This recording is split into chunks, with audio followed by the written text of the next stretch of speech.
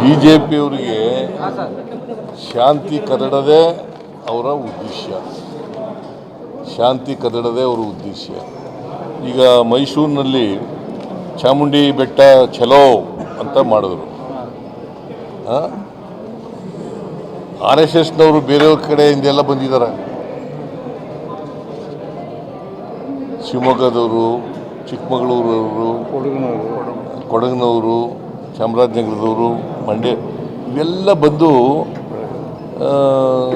ನೆಮ್ಮದಿನ ಹಾಳು ಮಾಡೋದು, ಶಾಂತಿಯನ್ನು ಕದಡತಕ್ಕಂಥದ್ದು ಇದನ್ನು ಮಾಡ್ತಾರೆ. ಅದಕ್ಕೆ ಚಾಮುಂಡಿ ಬೆಟ್ಟಕ್ಕೆ ಹೋಗ್ಲಿಕ್ಕೆ ನಮ್ಮ ಪೊಲೀಸ್ನವ್ರು ಬಿಟ್ಟಿಲ್ಲ ಅವ್ರಿಗೆ.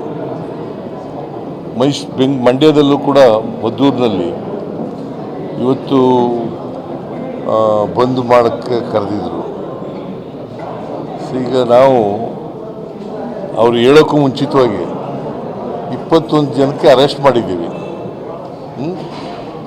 ಕಾನೂನು ರೀತಿಯ ಕ್ರಮ ತಗೋತೀವಿ.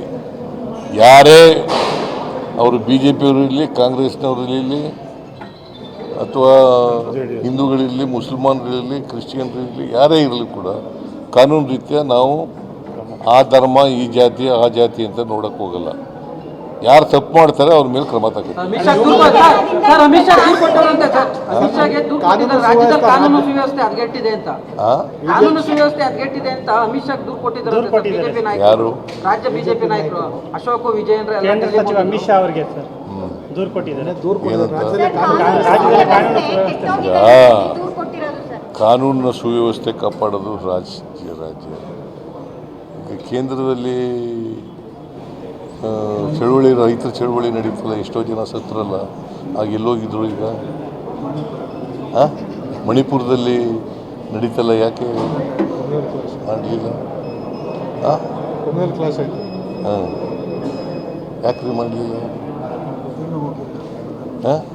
BJಪಿಯವ್ರು ಯಾಕೆ ಅಲ್ಲಿ ಮಾಡಲಿಲ್ಲ? ಇಲ್ಲಿ ಮಣಿಪುರದಲ್ಲಿ ಪ್ರೈಮ್ ಮಿನಿಸ್ಟರ್ ಹೋಗಲೇ ಇಲ್ಲ ಅಲ್ಲಿಗೆ.